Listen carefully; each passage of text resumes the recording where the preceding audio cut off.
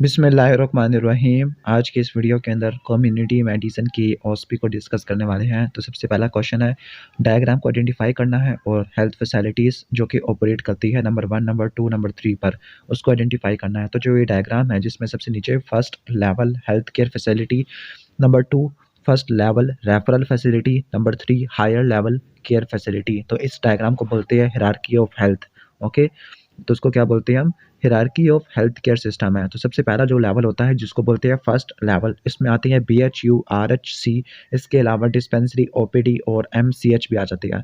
जबकि नंबर 2 के अंदर जिसको रेफरल फैसिलिटी कहते हैं, okay, first level referral facility, तो इसमें THQ और DHQ आ जाती है। जबकि जो हायर लेवल केयर फैसिलिटी है इसमें आ जाते हैं tertiary hospital like teaching hospital, medical colleges. इसके बाद number 2 in list first level care facility, FLCF, first level care facility. तो BHU, RSC होता है, ओके, और इन पर प्रिवेंटिव और क्यूरेटिव सर्विसेज के बताना है। तो जो प्रिवेंटिव होती है लाइक किसी डिजीज़ को प्रिवेंट करने के लिए उसमें इम्यूनाइजेशन आ जाती है, ग्रोथ मॉनिटरिंग है, ब्रेस्ट फीडिंग को प्रमोट करना, सेफ वाटर सप्लाई देना, सैनिटेशन है, पर्सनल हाइजीन है, फैमिली प्लानिंग है। जबकि क्यूरेटिव सर्विस के अंदर ट्रीटमेंट होता है। दो तरह के डिजीज़ होते हैं, कम्युनिकेबल और नॉन कम्युनिकेबल। कम्युनिकेबल के अंदर एग्जांपल आप कोविड की लिख सकते हो, नॉन कम्युनिकेबल के अंदर स्ट्रोक, स्नेक बाइट और डायबिटीज़ मेलाइटिस वगैरह। ठीक है, इसके बाद हम आगे चलते हैं क्वेश्चन नंबर 3 या 4। तो ये क्वेश्चन 2 मरतबा आ जाएगा। आइडेंटिफाई करना है इंसेक्ट को और फिर इसके बाद हमने इसकी स्पीशीज़ और उसके डिजीज़ बताने हैं। तो ये जो मच्छर है मॉस्किटो है, ठीक है, तो ये एडिस एजिप्टाई है। क्यों? क्योंकि इसके बॉडी के ऊपर क्या होते हैं, वाइट और ब्लैक बैंड्स होती है। तो ये मॉस्किटो एडिस एजिप्टाई है। कौन कौन से डिजीज़ ट्रांसमिट करता है? Yellow fever, fever, dengue, haemorrhagic fever, filariasis है और रिफ्ट वैली फीवर होता है। इसके बाद हम आगे चलते हैं। तो ये वाला 1 सेकंड आपने आइडेंटिफाई करना है, उसके बाद आपने पॉइंट ऑफ आइडेंटिफिकेशन देनी है। तो आइडेंटिफिकेशन होगी एडिस एजिप्टाई की 2 पॉइंट्स ऑफ आइडेंटिफिकेशन। तो क्या होता है, टाइगर बैंड मॉस्किटो होते हैं। ठीक है, पहली बात टाइगर बैंड मॉस्किटो, और नंबर 2 होगा इसके बॉडी के ऊपर व्हाइट और ब्लैक स्पॉट्स होते हैं। Disease dengue fever, yellow fever, इसके अलावा फिलारियासिस, डेंगू, हेमरेजिक फीवर और रिफ्ट वैली फीवर, ये सारे इसकी वजह से होती है। ठीक है, इसके बाद लिखा हुआ है पोस्ट एक्सपोजर शेड्यूल और डोज ऑफ दिस वैक्सीन। तो ये वैक्सीन लिखी हुई है रेबीज़ वैक्सीन। ठीक है, तो रेबीज़ वैक्सीन का पोस्ट एक्सपोजर डोज लिखी हुई है, एक्सपोजर के बाद उसका क्या स्केड्यूल होना चाहिए। तो लाइक 1 मिलीलीटर आपने वैक्सीन की डोज देनी है, इंट्रामस्कुलर देनी है। पहले 0 यानी जिस टाइम हुआ है एक्सपोजर, फिर 3rd डे पर, 7 डे पर, फिर 14 पर, 28 पर, और बूस्टर डोज 90 डे पर लगती है। तो इसका स्केड्यूल और डोज 1 मिलीलीटर पर इंट्रामस्कुलर। ठीक है, और जो नेक्स्ट क्वेश्चन है, name the other type of rabies vaccine. तो जो अदर टाइप है नर्वस टिश्यू वैक्सीन और डक एम्ब्रियो वैक्सीन है। तो ये 2 टाइप की वैक्सीन होगी, या नर्वस टिश्यू वैक्सीन और डक एम्ब्रियो वैक्सीन है। इसके बाद एक डाटा दिया हुआ है, इस डाटा के अंदर मीन मीडियन मोड कैलकुलेट करना है जो कि आपको आता है। तो उसके बाद हम आगे चलते हैं कि यहाँ पर एक 1 सेकेंड न्यूमेरिकल कैलकुलेशन वाला क्वेश्चन है। वेट 80 kg और हाइट 1.8 मीटर स्क्वायर है। BMI कैलकुलेट करना है। तो BMI कैलकुलेट कर लेंगे आप kg over metre square height. ठीक है, इसके बाद आगे बताना है कि कौन सी क्लास में ये फॉल करता है। तो 24.6 है, 24.9 तक ये जाता है नॉर्मल के अंदर, 18.5 से लेकर 24.9 तक। ठीक है, आइडेंटिफाई द फ्लो डायग्राम। तो ये फ्लो डायग्राम क्या है? प्राइमरी ट्रीटमेंट है, सेकेंडरी ट्रीटमेंट है, ठीक है, मीथेन गैस है। तो ये क्या है? बायोमेडिकल वेस्ट मैनेजमेंट है, ये सैवेज ट्रीटमेंट प्लांट है। ओके, फिर आइडेंटिफाई करना है ए और बी पर। तो जो ए वाला है ये प्राइमरी सेडिमेंटेशन टैंक है, और जो बी वाला है ये है फाइनल सेडिमेंटेशन टैंक। ओके, इसके बाद नेक्स्ट हम आगे चलते हैं। इसके बाद क्या पूछ रहा है, इनके फंक्शंस लिखे हुए, लाइक ए वाला था प्राइमरी सेडिमेंटेशन टैंक, यहाँ पर प्यूट्रिफैक्शन हो जाती है, ठीक है, थ्रू द सेडिमेंटेशन। और इसके बाद जो फाइनल सेडिमेंटेशन टैंक है उसमें कॉलीफॉर्म बैक्टीरिया का नंबर कम हो जाता है 30 से लेकर 40%। इसके बाद नेक्स्ट एक और न्यूमेरिकल आ गया है, total number of reported live birth. तो जो total number of reported live birth है वो 10,000 है। ठीक है, हाई मोर्टेलिटी रेट की वजह से जो 14 बच्चे मर जाते हैं। तो आपने मालूम क्या करना है, पोस्ट न्यूनेटल मोर्टेलिटी। तो 14 दिया हुआ है, टोटल लाइव बर्थ है, उसको डिवाइड कर देना और 1000 से मल्टीप्लाई कर देना। तो 1000 लाइव बर्थ में 2 का पोस्ट न्यूनेटल मोर्टेलिटी रेट होता है। इसके बाद नेक्स्ट हम आगे चलते हैं। तो ये फोटोग्राफ दी हुई है, लाइक यहाँ पे कुक वगैरह नज़र आ रहे हैं। तो आपने क्या हेल्थ एजुकेशन देनी है फूड हैंडलर्स को, ताकि वो फूड बॉर्न इन्फेक्शन को प्रिवेंट कर सके। तो क्या दोगे आप कि जो फूड हैंडलर्स हैं उनको एजुकेशन प्रोवाइड करनी है। नंबर 1 क्लीन हैबिट्स की, नंबर 2 पर्सनल हाइजीन की। पर्सनल हाइजीन के अंदर नेल कटिंग है, फ्रीक्वेंट हैंड वॉशिंग है। जो फूड हैंडलर्स है जो किसी भी इन्फेक्शन से सफ़र कर रहे हैं तो उनको फूड हैंडलिंग से एक्सक्लूड कर देना है, लाइक टाइफाइड और कॉलरा वगैरह। इसके बाद नंबर नेक्स्ट जो क्वेश्चन है ये भी एक सिनेरियो है, बर्थ रेट यहाँ पर दिया हुआ है। ओके, तो वो 30/1 था, यानी जो 1000 लाइव बर्थ में यानी यानी टोटल मिड ईयर पॉपुलेशन में 30 है, ठीक है, डेथ रेट भी इतना दिया हुआ है, ओके। और आप यहाँ पे लिखा हुआ है कि कोई माइग्रेशन नहीं है। नेट माइग्रेशन का मतलब है इमाइग्रेशन और आउट माइग्रेशन। तो आपकी पॉपुलेशन कब डबल होगी, पहले हम ग्रोथ रेट मालूम कर लेते हैं, birth rate minus death rate और नेट इमाइग्रेशन मल्टीप्लाई 100 है, तो जो नेट माइग्रेशन रेट 0 है, तो इनका डिफरेंस ले लेके 100 से मल्टीप्लाई कर देंगे तो ग्रोथ रेट आ जाएगा, फिर इसको 70 ओवर ग्रोथ रेट, तो ये डबलिंग टाइम आ जाएगा। इसके बाद नेक्स्ट है, ओके, तो एनुअल काउंसिल मीटिंग थे प्रिंसिपल के साथ, लाइक है कुछ स्कूल हेल्थ सर्विसेज वाले में से दिया हुआ है, तो जो डेस्क थे वो प्लस डेस्क फॉर्म थी जो कि बच्चों को तकलीफ पहुंचा रही थी जब वो ज़्यादा बैठे रहते थे, तो प्लस से आपने माइनस की तरफ जाना ताकि वो सिचुएशन को आइडियल बना सको आप, ठीक है। कौन से प्रिंसिपल को यूज़ किया हुआ है, ऑक्यूपेशनल हेल्थ की तो एर्गोनॉमिक्स होता है, यानी आपने प्रॉपर इन्वायरमेंट प्रोवाइड करना है, ठीक है। इसके बाद लास्ट क्वेश्चन है, name at least one clinical symptom जो कि स्टूडेंट के अंदर हो सकता है, लाइक अगर ऐसे डेस्क पर प्लस डेस्क पर लो बैक पेन हो सकता है या काइफस स्कोलियोसिस वगैरह हो सकता है, ठीक है, नेक पे पेन वगैरह हो सकता है। आइडेंटिफाई द डायग्राम, तो एपिडेमियोलॉजी ट्राइड है और उसके बीच को यहाँ पे पुट करना है, तो उसके यानी एपिडेमियोलॉजी ट्राइड में होस्ट, एजेंट और इन्वायरमेंट है। होस्ट मैन है, एजेंट ईच माइट है जिसको बोलते हैं सार्कोप्टिप्स स्कैबी है, और इन्वायरमेंट क्या होता है, ओके, क्लोज कॉन्टैक्ट है और अनहाइजीनिक कंडीशन, ये इसका इन्वायरमेंट होता है। इसके बाद ये डायग्राम को पहचाना है, तो ये नेचुरल हिस्ट्री ऑफ डिजीज है। प्रिवेंशन 1 2 3 पे कौन कौन सी है, ओके, तो 1 2 3 पे जो प्रिवेंशन है वो प्राइमरी, सेकेंडरी और टर्शियरी होती है, जब यानी जो प्राइमरी वाली वो प्री पैथोजेनिक फेज में, जबकि पैथोजेनिसिस में सेकेंडरी और टर्शियरी आ जाएगा। जबकि मोड ऑफ इंटरवेंशन में यहाँ पर कौन कौन से मोड ऑफ इंटरवेंशन, तो पहला जो 4th 5 6 7 8, तो जो प्री पैथोजेनिसिस में हेल्थ प्रमोशन और स्पेसिफिक प्रोटेक्शन है, जबकि 6 7 8 early diagnosis, prompt treatment, disability limitation और रिहैबिलिटेशन आ जाती है, ओके ओके। एक स्टडी ने बताया गया है कि जो कॉफ़ी ड्रिंकर होते हैं उनमें हार्ट डिजीज़ होने के चांसेस काफ़ी ज़्यादा होते हैं, तो ऐसे 4 क्राइटेरिया जो आप कॉफ़ी इनटेक को आप कह सको कि हार्ट डिजीज़ करवाता है। तो जो कैजुअल क्राइटेरिया होता है, पहला टेम्पोरल एसोसिएशन, दूसरा strength of association, number 3 specificity, number 4 consistency, number 5 है कोहेरेंस, तो ये एसोसिएशन वाले में से है। इसके बाद नेक्स्ट है कि हाउसवाइफ है जो उसको पल्मोनरी ट्यूबरक्लोसिस हो गया है, ठीक है, ओके। तो 2 इंटरवेंशन प्राइमरी और सेकेंडरी लेवल ऑफ के अंदर जो आ सकती है, ठीक है। तो जो प्राइमरी के अंदर क्या हो सकता है कि उसको एडवाइस करना चाहिए ताकि अपने माउथ को कवर कर ले जब वो खांस रही हो। बीसीजी वैक्सीनेशन होनी चाहिए बच्चे के लिए अगर वो वैक्सीनेटेड नहीं है, और मार्टोएक्स टेस्ट जिसको प्यूरिफाइड प्रोटीन डेरिवेटिव टेस्ट कहा सकते हैं। सेकेंडरी लेवल के अंदर पीरियोडिक हेल्थ एग्जामिनेशन है बच्चे की ताकि अर्ली डायग्नोसिस हो सके और रिस्पिरेटरी ट्रैक इन्फेक्शन की ट्रीटमेंट प्रोवाइड करनी है, ओके। इसके बाद है कि यहाँ पर पोलियो वैक्सीन वगैरह दिखाई हुई है, तो what is the type and storage temperature of polio vaccine, तो पोलियो वैक्सीन लाइव एटेन्यूएटेड होती है, टाइप बता दिया, और टेम्परेचर इसका -20 होता है। हर्ड इम्यूनिटी क्या होती है, हर्ड इम्यूनिटी ऐसी इम्यूनिटी होती है जिसके अंदर होता ये है कि अगर कोई स्पेसिफिक या मेजर पॉपुलेशन या कम्युनिटी की इम्यूनाइजेशन होती है और जो रिमेनिंग कम्युनिटी वाले इंडिविजुअल है उनकी प्रोटेक्शन हो जाती है, लाइक अगर 2/3 कम्युनिटी की इम्यूनाइजेशन हो जाती है तो जो रिमेनिंग 1/3 है उनको इम्यूनिटी खुद ब खुद मिल जाती है, क्योंकि वो आगे जो 2/3 है वो आगे डिजीज़ को स्प्रेड नहीं कर सकते। आगे what level of herd immunity is required to control the spread of malaria, तो 66% यानी 2/3 वगैरह बताया हुआ है। इसके बाद वैक्सीन वगैरह बताई हुई है कि कौन सी वैक्सीन है, तो मीज़ल्स वैक्सीन है, इसका डोज़ बतानी है, तो डोज़ लाइव एटेन्यूएटेड वैक्सीन है, आगे 0.5 ml है, 9th मंथ पे दी जाती है, सबक्यूटेनियस दी जाती है, okay. 9th month of age में सेकंड डोज़ अगर उस बच्चे को या स्टूडेंट को 15 मंथ ऑफ एज का पता है। कॉम्प्लिकेशन क्या हो सकती है, डायरिया, निमोनिया हो सकता है, ओटाइटिस मीडिया और फेब्राइल कन्वल्जन हो सकती है, ओके। तो ये आपने पहचाना है क्या है, तो ये कोल्ड चेन बॉक्स होता है कि ओके, तो कोल्ड चेन बॉक्स है, ठीक है। इसके बाद क्वेश्चन क्या पूछे हुए हैं, क्वेश्चन यहाँ पे लिखे हुए नहीं है, ठीक है। तो यहाँ पर पोलियो मीज़ल्स के लिए स्टोर करने के लिए इस्तेमाल वगैरह लिखे हुए हैं। आगे चलते गए हम सेट नंबर 2 की तरफ, तो सेट नंबर 2 के अंदर आ जाती है, तो फोटोग्राफ है और आंसर द फॉलोइंग क्वेश्चन है, लाइक कुत्ते ने काट लिया है तो name the different type of vaccine, तो नर्वस टिश्यू वैक्सीन होती है, डक एम्ब्रियो वैक्सीन होती है और ह्यूमन डिप्लॉइड सेल वैक्सीन होती है। किस तरह से आप मैनेज करोगे, स्टेप्स क्या होते हैं, पहला मैनेजमेंट के स्टेप्स में इम्यूनाइजेशन एक्टिव और पैसिव है, वुंड टॉयलेट है, एंटी टेटनस इम्यूनाइजेशन है, एंटीबायोटिक है, और वुंड को कभी भी स्विचर नहीं करना। ग्राफ को पहचाना है, तो ये population pyramid normal distribution curve है, ओके। तो name the measures of central tendency, तो सेंट्रल टेंडेंसी का मेजर मीन मीडियन मोड है, ओके। इसके बाद name 2 characteristics of the graph, तो जो पॉपुलेशन डिस्ट्रीब्यूशन कर्व है बेल शेप होता है, स्मूथ सिमेट्रिकल होता है, जो शेप होती है वो मीन और स्टैंडर्ड डेविएशन के ऊपर डिपेंड करती है, जो वैल्यूज़ होती है मोस्टली टू स्टैंडर्ड डेविएशन की तरफ फॉल कर जाती है, ओके, ठीक है।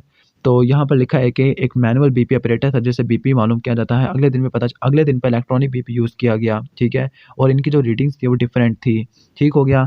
और दोनों रीडिंग से पता चला कि जो बंदा है वो हाइपरटेंसिव है, तो name the 2 biases involve in the measurement of BP, तो ऑब्जर्वर बायस और मेजरमेंट बायस है, फिर 4 मॉडिफाइबल रिस्क फैक्टर है, तो स्मोकिंग, स्ट्रेस, है, ओबेसिटी है, साल्ट इंटेक है, लो फिजिकल एक्टिविटी, अल्कोहल अब्यूज़ है, high intake of saturated fat और लो इंटेक ऑफ फाइबर आ जाती है, तो ये कोलेस्ट्रॉल के रिस्क को बढ़ा देती है। One second crude birth rate दिया हुआ है, टोटल पॉपुलेशन दी हुई है, क्रूड बर्थ रेट है जिसमें 20 इन्फेंट मर जाती है। ओके, तो calculate the infant mortality rate है। ओके, तो अगर आप यहाँ पे देखो कि यहाँ पर जो नंबर ऑफ इन्फेंट दिए हुए हैं, लेकिन यहाँ पर इन्होंने क्या नहीं दिया हुआ, इन्होंने यहाँ पर टोटल लाइव बर्थ नहीं दी हुई, ठीक है। ओके, तो हम लाइव बर्थ 1000 के अंदर 40 है, तो 5000 की तो कितनी होगी, 200 होगी, ठीक है। तो आगे इन्फेंट मोर्टेलिटी रेट आ जाएगा। इसके बाद नंबर नेक्स्ट की तरफ चलते हैं। Carefully read the following frequency table and answer the following question है। तो फ्रीक्वेंसी टेबल है, what type of data is, तो कौन सा डाटा होगा, तो ये ग्रुप डाटा है। Okay, calculate the relative frequency in the 30 to 40 है, तो रिलेटिव फ्रीक्वेंसी क्या होती है में, रिलेटिव फ्रीक्वेंसी यानी टोटल से आप उस रिलेटिव वाले को डिवाइड कर दोगे तो रिलेटिव फ्रीक्वेंसी 28% आ जाएगी, ठीक है। इसके बाद identify and name of the sample material and write down the type of vaccine, तो ये बीसीजी टीबी वाली वैक्सीन है, उसकी डोज बतानी है, रूट ऑफ एडमिनिस्ट्रेशन है अगर बच्चा 1 साल से नीचे का है, और उसके 4 काउंटर इंडिकेशन वगैरह बतानी है। तो बीसीजी वैक्सीन है, लाइव एटेन्यूएटेड वैक्सीन होती है, 0.05 ml होती है, intradermal using tuberculin syringe injection होता है। काउंटर इंडिकेशन है कि generalise eczema, infective dermatosis, hypogammaglobulinaemia, symptomatic HIV infection, leukaemia, lymphoma, pregnancy वगैरह ये चीज़ें आ जाती है काउंटर इंडिकेशन के अंदर। वंस अगेन यहाँ पे 5000 लाइव बर्थ लिखी हुई है, ठीक है, और सेम ईयर में 4,50,000 वुमेन थी, ठीक है। ओके, तो यहाँ पे पूछा हुआ क्या, जनरल फर्टिलिटी रेट पूछा हुआ 2007 के लिए। तो जनरल फर्टिलिटी रेट का होता है number of live birth during the year है, और मिड ईयर पॉपुलेशन होती है। तो नंबर ऑफ लाइव बर्थ कितनी है, 5000 है, और मिड ईयर पॉपुलेशन तो दोनों को उन्होंने प्लस कर लिया है, तो 7/1000 आ जाती है, ठीक है। आगे लिखा है कोई यहाँ पर, ये डायग्राम है, कैरेट है, कैरेट के अंदर क्या होता है, सबसे ज़्यादा विटामिन ए होता है, ठीक है। गाजर के अंदर नज़र के लिए सबसे अच्छी होती है। और राइट द क्लिनिकल मैनिफेस्टेशन, तो नाइट ब्लाइंडनेस हो सकती है, ऑक्यूलर है नाइट ब्लाइंडनेस, कंजक्टिवल जीरोसिस है, वाइट स्पॉट है, कॉर्नियल जीरोसिस है, केराटोमलेशिया है, एक्स्ट्रा ऑक्यूलर के अंदर हाइपर केराटोसिस, एनोरेक्सिया है, growth retardation, respiratory and intestinal infection है। Carefully read the following scenario and answer the following question है। ओके, तो बीएमआई मालूम करने का कहा हुआ 120/1.5 है, तो ये 40 है। बीएमआई शो करता है कि जो रेसलर है वो 20 क्लास 3 से बिलोंग करता है। हेल्थ रिस्क बीएमआई से ज़्यादा होने की वजह से डायबिटीज़, हाइपरटेंशन, गाल स्टोन, हाइपरलिपिडीमिया, हार्ट डिजीज़ वगैरह हो सकती है। वंस अगेन यहाँ पर इन्होंने जनरल फर्टिलिटी रेट पूछा हुआ, तो नंबर ऑफ लाइव बर्थ है। ओके, तो ये पहले भी आ चुका है आई थिंक ये। अच्छा, इसके बाद carefully observe the given graph and answer the following. On addition of chlorine in the water what reaction take place at point A B C, तो पहला क्लोरामीन बनेगा, फिर क्लोरामीन टूटेगा, फिर इसके बाद फाइनली क्या होगा, ब्रेक पॉइंट होगा क्लोरीनेशन का, ठीक है। फिर इसके बाद in the two test for the detection of residual chlorine, तो ऑर्थोटॉल्यूडिन आर्सेनाइड और स्टार्च आयोडाइड टेस्ट होता है। At a given pH in the particular period of time, 2 women died of eclampsia and 3 died of PPH, total number of reported live birth. तो maternal mortality rate क्या होगा, maternal mortality rate होता है women died of eclampsia plus women died of PPH. Okay, दोनों को plus कर लिया, total number of life birth, तो इसको 1000 से मल्टीप्लाई कर देना है। आगे है कि फ्लो चार्ट को एग्जामिन करना है, ठीक है। तो ये वंस अगेन पहले भी आ चुका है। तो ये फ्लो चार्ट क्या बताता है कि ये नहीं, ये डिफरेंट है। Flow diagram of rapid sand filtration plant है। ओके, डिजीज़ कौन कौन से होती है, वाटर बॉर्न डिजीज़, तो वायरस के अंदर hepatitis A, E, polio, diarrhoea, bacteria में typhoid fever, paratyphoid fever, bacillary dysentery, cholera, protozoa में मीबियासिस, जियार्डियासिस, हेलमिंथेस के अंदर राउंड वार्म, हाइड्रेटेड डिजीज आ जाते हैं। आगे आ जाते हैं, नेक्स्ट है कि लैपिड्स के अंदर क्या लिसिप्टम होती है, तो लैपिड्स न्यूरोटॉक्सिक होती है, तो टॉसिस, लेड सेपीज, dysphagia, giddiness, muscular weakness, drowsiness होती है। स्टेप्स ऑफ मैनेजमेंट के अंदर सबसे पहले आपने बाइट को वॉश करना है, सॉप से और वाटर से मोबालाइज करना है, एंटीवेनम थेरेपी है, सपोर्टिव एंड सिम्प्टोमेटिक मेजर्स होती है, बेड रेस्ट और वार्मथ है, शॉक को मैनेज करना होता है। Okay, what prenatal advice will you impart to this lady on her visit to MCH. Okay, तो क्या प्रीनेटल एडवाइस देना चाहिए, तो पहला डाइट होता है। डाइट में आपने कहना है कि बैलेंस और एडिक्वेट डाइट होनी चाहिए, जिससे प्रेगनेंसी की नीड्स पूरी होनी चाहिए। प्रिवेंट न्यूट्रिशनल स्ट्रेस है, पर्सनल हाइजीन में पर्सनल क्लीनलीनेस है, रेस्ट एंड स्लीप है, अवॉइडेंस ऑफ कॉन्स्टिपेशन है, लाइट एक्सरसाइज है, नो स्मोकिंग है, नो अल्कोहल, सेक्सुअल इंटरकोर्स को रिस्ट्रिक्ट कर देना है, ड्रग्स को यूज़ अगर नहीं करनी, रेडिएशन को अवॉइड करना है, फैमिली प्लानिंग, ब्रेस्ट फीडिंग और न्यूट्रिशन एजुकेशन वगैरह लेनी है। आगे टोटल लाइफ बर्थ इतनी है, number of death of children below 1 year. Okay, तो न्यू नेटल मोर्टेलिटी रेट मालूम करना है। न्यू नेट होता है 28 वाला, तो 80 वाला फार्मूला आप करोगे, ठीक है। इसके बाद नेक्स्ट आगे चलते हैं, the growth rate of the population is 2.1%। तो what is the time rate, तो ग्रोथ रेट है तो 70 से आपने क्या कर देना, डिवाइड कर देना होता है, ठीक है।